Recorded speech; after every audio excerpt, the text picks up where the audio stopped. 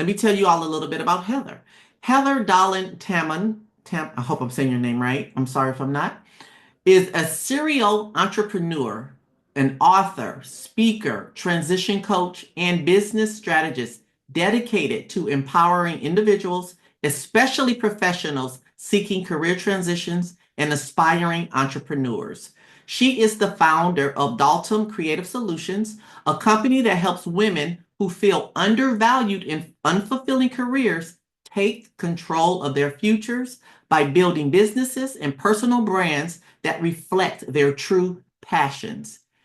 And Heather is an author of many books. So, with that, I'm going to turn it over to Heather. You so much. Thank you. Welcome, all of you, Everyday Women. We are amazing celebrating us. Thank you so very much, Glennis, for taking the time to put this together. It is greatly appreciated.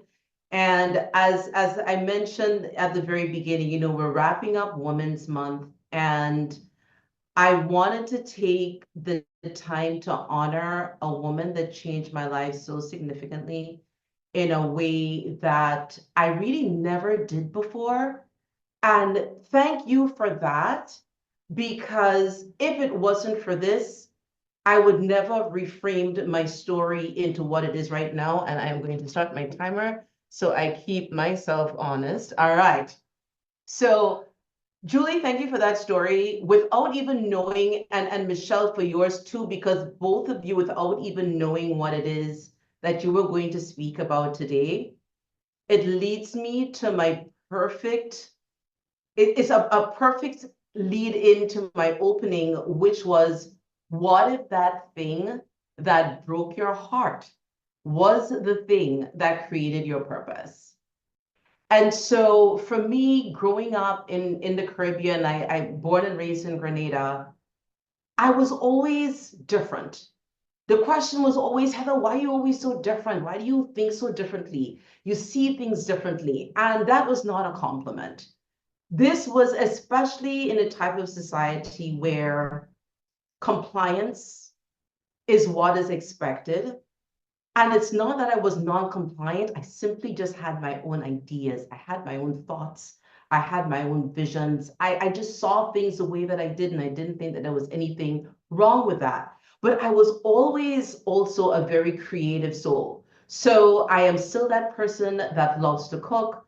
I had ended up in the alcohol industry and making cocktails and all those things, and love fashion. And just as long as my creative spirit was fed, that drove me, and it truly gave me life.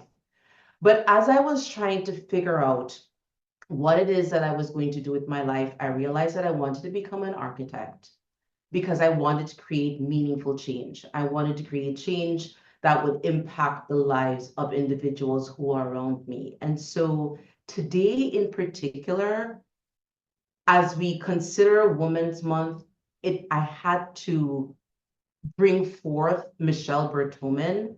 So Michele was an amazing creative architect. She was a woman that she didn't walk by anybody else's drumbeat.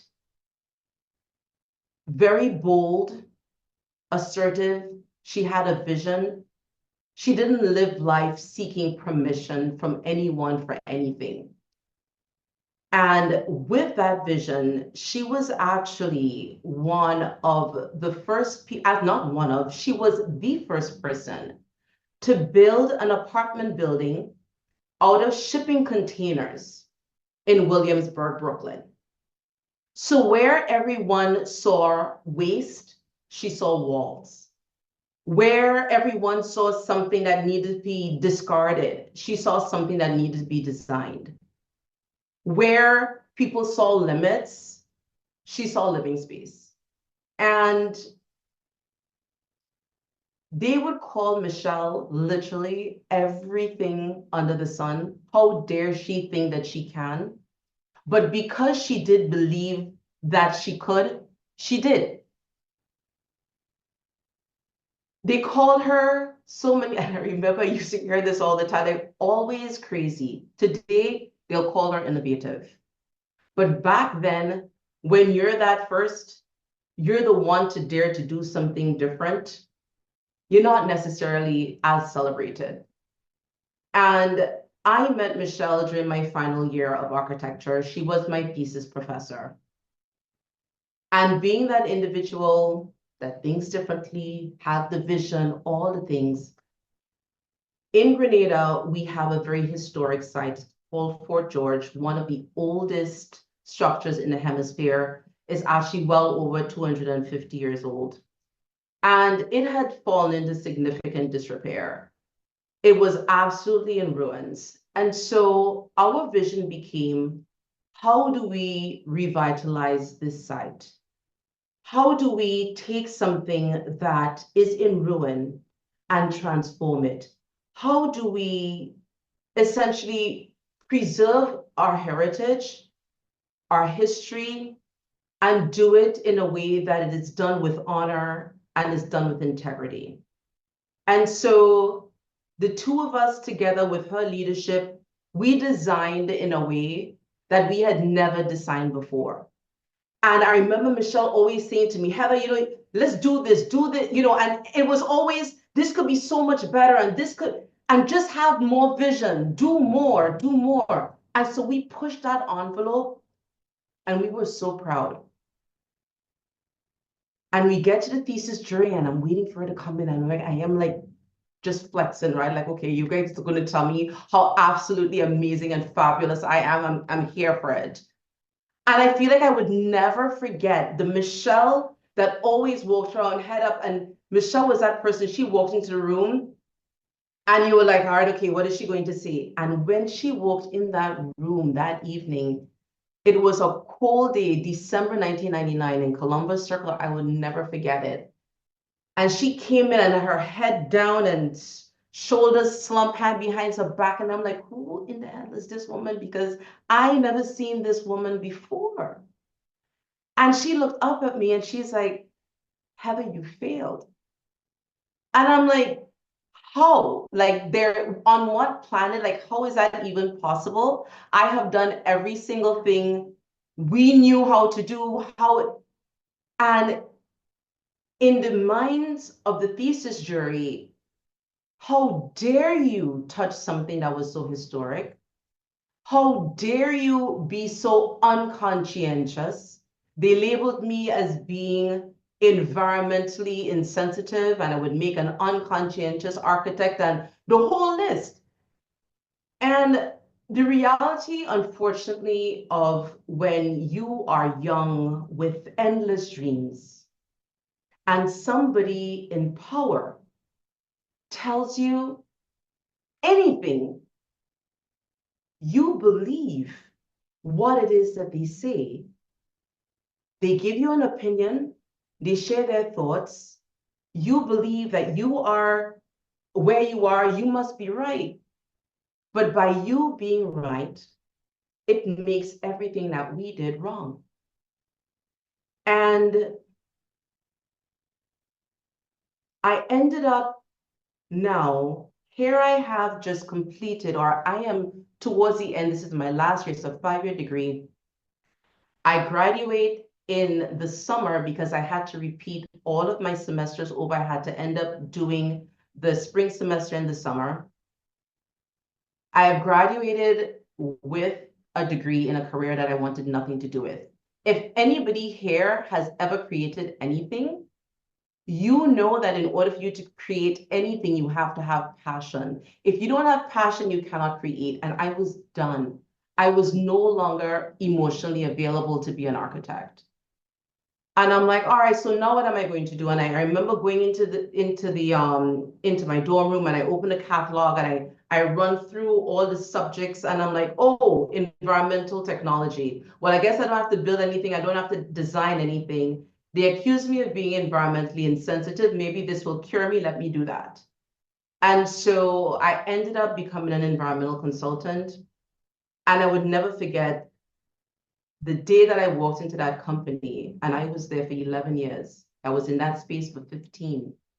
I felt like a misfit because I knew I was there because I needed to find a job, right? I needed to do something I have just spent 5 years. No, I needed to do something, but I was not where I wanted to be. And I never realized how the titles, how it created, as Julie mentioned, that cloak, it created this identity around me that I didn't even realize I was carrying. And the only reason that I realized that I was carrying it is because in July 2023, I wrote a book called Pivot, because life doesn't always go as planned. And in that book, I shared the story about failing the whole architecture thing, etc. And my father had recently read it, so he was reminded it was front of mind. And he sends me a newspaper article, and the note was, Heather, you were just ahead of your time. And when I read the article, the World Bank fully funded the revitalization of Fort George. Every single thing that Michele and I proposed to do, all of the scopes, the same vision, the same concept, the same goals, down to the restaurant and the museum that they added, every single thing was in that being done literally today. I was in Grenada just last week, and I can't even tell you, when I saw that article, I cried, because not out of bitterness, but validation. There was nothing wrong with me. There was nothing wrong with the vision that we had.